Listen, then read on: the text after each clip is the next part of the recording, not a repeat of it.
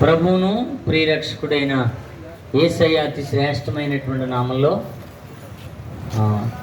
పైడిపర్రు గ్రామస్తులైనటువంటి మీ అందరికీ కూడా ప్రత్యేకించి వందనాలు తెలియజేస్తూ ఉన్నాం. ఇవి దేవుని మాటలండి. చాలాసార్లు చాలా మాటలు మనం విన్నాం, కానీ కొన్ని మాటలు మనకి పెద్ద ప్రయోజనంగా ఉండవు. కానీ దేవుని యొక్క మాటలండి ఎల్లప్పుడూ కూడా మనుషులకి ప్రయోజనాన్ని కలిగిస్తాయి. ఒక బైబిల్లో ఉన్నటువంటి ఒక మంచి వృత్తాంతాన్ని మీకు పరిచయం చేస్తాను. ఈ లోకంలో ఎన్నో కష్టాలతో, ఎన్నో ఇబ్బందులతో, మానసికమైనటువంటి ఒత్తిడితో మనం బ్రతికేస్తూ ఉంటాం. అలాగే బైబిల్ గ్రంథంలో కూడానండి ఒక యవనస్తుడు తానున్నటువంటి జీవితాన్ని చాలా చాలా దారుణంగా పాడు చేసుకున్నాడు. ఎలా పాడు చేసుకున్నాడనంటే, అతనికి లేని అలవాటు లేదు, తన జీవితం అంతా దుర్భరం అయిపోయింది. ఎన్నోసార్లు దాని నుంచి బయటపడాలనేటువంటి ఆలోచన, ఆ ఆశ అతనికి ఉన్నా కానీ ఏమాత్రం కూడా బయటపడలేనటువంటి పరిస్థితి. ఎంతో ఎంతో ప్రయత్నం చేశాడు. చివరికి ఇక వాటికి బానిస అయిపోయాడు. దాన్నే బైబిల్ పరిభాషలో ఏమన్నారనంటే దెయ్యం పట్టుకుంది. ఇంకా ఒక దెయ్యం కాదు, రెండు దెయ్యాలు కాదు, అనేకమైనటువంటి దెయ్యాలు పట్టుకుని అతన్ని పట్టి పీడిస్తూ ఉన్నాయండి. అలాంటి సందర్భంలో యేసుక్రీస్తు వారు అతన్ని వెతుక్కుంటా, అతను ఎలాగో బయటకు రాలేడని తెలిసి అతన్ని వాటి యొక్క బారి నుంచి విడిపించడానికి, తన బలహీనత నుంచి అతన్ని తప్పించడానికి యేసుక్రీస్తు వారే అతని దగ్గరికి వచ్చారండి. అతడు గెరాసీను అనేటువంటి ప్రాంతంలో బ్రతుకుతూ ఉన్నాడు. ఆ గెరాసీను అనేటువంటి ప్రాంతం అంతా కూడా ఇతను గలిబిలి చేస్తూ ఉన్నాడు. ఎందుకనంటే అతని ఇంటి వారు అతను సాధు చేయడానికి చూసినా ఆ దెయ్యాలు పట్టడం వల్ల తను తాను గాయపరుచుకుంటున్నాడు, పైగా ఇతరులను గాయపరుస్తూ ఉన్నాడు. ఆ ఊరు వారందరికీ కూడా నిద్ర లేకుండా చేస్తాడు. సమాధుల్లోకి వెళ్తాడు, సమాధుల్లో నుంచి బయటకు వస్తాడు, ఊరు బయటకు వెళ్తాడు, మరలా ఊళ్ళోకి వస్తాడు, ఆ ఇంటి వారిని బాధిస్తాడు, ఆ వీధి వారిని బాధిస్తాడు, తను తానే బాధించుకుని ఒక మనశ్శాంతి లేని వ్యక్తిగా అతను బ్రతుకుతమే కాకుండా అక్కడున్న వారికి ఏ విధమైనటువంటి మనశ్శాంతి లేకుండా చేసేస్తూ ఉన్నాడు. అలాంటి సమయంలో యేసుక్రీస్తు వారు అతన్ని కనికరించి అతని దగ్గరికి వెళ్ళారండి. వెళ్ళి అతన్ని బాగు చేయాలనేటువంటి మనస్సు ప్రభువుకు ఉండటం వల్ల చూడండి, అతని దగ్గరికి రాగానే అతనిలో ఉన్నటువంటి దెయ్యాలు దేవుడితో మాట్లాడుతున్నాయి. మనకంటే మనుషులమైనటువంటి మనకంటే దేవుడు తెలియకపోవచ్చు, కానీ దెయ్యాలకు బాగా తెలుసండి దేవుడు ఏంటో. అందుకనే అతనిలో ఉన్నటువంటి దెయ్యాలు దేవునితో మాట్లాడుతున్నాయి. ఏమని తెలుసా?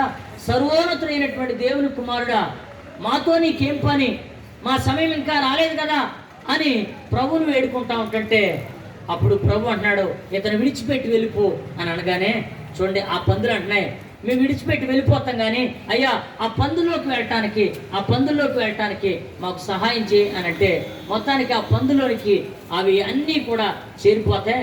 దగ్గర 2000 కంటే ఎక్కువ పందులు అక్కడ ఉంటే, ఆ పందుల్లోకి ఒక్కొక్కటి దూరండి.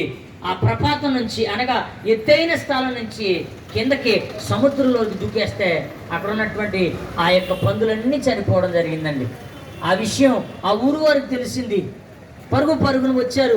వచ్చి చూస్తే ఆ వ్యక్తి స్వస్థచిత్తుడై, అనగా ఏ విధమైనటువంటి ఆ అపకారము తనకు తాను చేసుకోకుండా, మునపట్లాగా అతను బ్రతకకుండా చూడండి చాలా కుదురుగా అక్కడ కూర్చున్నాడంట.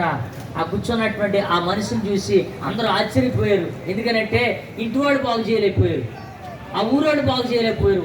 అతను ఏదోలాగా సాధు చేయాలని ఎన్నో ప్రయత్నాలు చేశారు. ఎంతో మంది దగ్గర తీసుకుని వెళ్ళారు, కానీ వారి వల్ల ఎవ్వరి వల్ల కాలేని పని దేవుని వలన ఆ దినం జరగటం జరిగింది.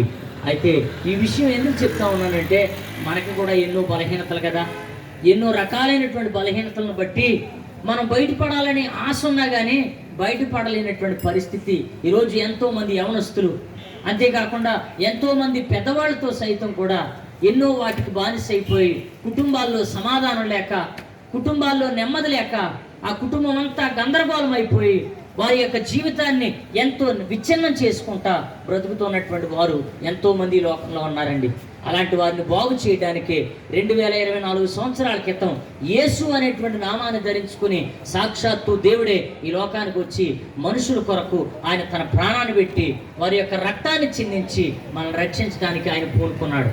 ఎవరైతే ఆయన దేవుడిని అంగీకరించి వారి హృదయంలోనికి ప్రభువును ఆహ్వానిస్తారో వారందరూ కూడా ఎట్టి బలహీనత కలిగిన వారైనా, ఎట్టి ఘోరమైనటువంటి స్థితి కలిగిన వారైనా వారు బాగుపడగలరు.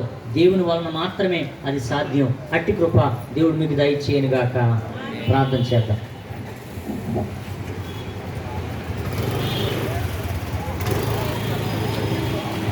మహాపరుషుడు దేవాన్ని పొందాలి, గొప్ప దేవడాన్ని పొందాలి, దేవుడాన్ని పొందాలి తండ్రి. అవునయ్య సర్వశక్తిమంతుడు తండ్రి, సర్వశరీరానికి దేవుడైన దేవాన్ని స్తోత్రం తండ్రి. అవునయ్య లోకంలో ఎంతోమంది నెమ్మది లేక సమాధానం లేక ప్రభా వాళ్ళు ఏం చేస్తున్నారో తెలియని పరిస్థితులు ఉన్నారు. దేవాన్ని స్తోత్రం తండ్రి. అవునయ్య సమస్తము చేయగల దేవుడు మీరే అని తెలుసుకుంటానికి సహాయించండి ప్రభా. అవును నిజమైన దేవుడు ఎవరో తెలియక దేవాన్ని స్తోత్రం తండ్రి. నాయన ఎంతోమంది అల్లాడుతున్నారు ప్రభా. అవును నాయన దెయ్యాలు పట్టిన వారిని విడిపించవు తండ్రి. అవును రోగుల్ని బాగు చేసే దేవాన్ని స్తోత్రాలు తండ్రి. నువ్వు పరమ వైద్యుడు అయిన దేవాన్ని స్తోత్రాలు తండ్రి. అయ్యా గుర్తించలేని గుడికరంతో జీవిస్తున్నారు ప్రభా. అవును సర్వలోకంలోకి వెళ్ళి సర్వ సృష్టికి సువార్త ప్రకటించమన్న దేవాన్ని స్తోత్రాలు తండ్రి. అవునయ్యా మాకు చేసిన మేలు ఉపకారాలు అనేకకి చెప్పమంటున్న దేవాన్ని స్తోత్రాలు తండ్రి. ఒకప్పుడు మేము కూడా అలా నశించిపోయిన వారు ప్రభా, మమ్మల్ని రక్షించుకున్న దేవాన్ని స్తోత్రాలు తండ్రి. అయ్యా బిడ్డలు కూడా ప్రభావితం బిడ్డలు ప్రయాస వ్యర్థం కాకుండా తండ్రి స్తోత్రాలు తండ్రి. ఎత్తబడ వాక్యం ఫలింపదయచ్చని అడుగుతున్న దేవాన్ని స్తోత్రాలు తండ్రి. అవునయ్య ఈ మాటలు ఏ బిడ్డలకైతే అవసరమైన తండ్రి నీ స్తోత్రాలు తండ్రి. అయ్యా అందరి హృదయాలు కదిలించమని అడుగుతున్నాను ప్రభా. నీ కృప చూపించమని అడుగుతున్నాను దేవాన్ని స్తోత్రాలు తండ్రి. నువ్వే నిజమైన దేవుడు అని తెలుసుకుంటానికి సహాయించండి ప్రభా. నశించిపోతున్న వారిని రక్షించమని సహాయించమని దేవాన్ని స్తోత్రాలు తండ్రి. ఎత్తబడ ప్రతి వాక్యం ఫలింపదయచ్చని కూర్చుంచుకొని ఇంతవరకు తోడైన తండ్రి మీరు కూడా తోడైన కూర్చుంచుని వేస్తున్నాను అడుగుతున్నాను తండ్రి.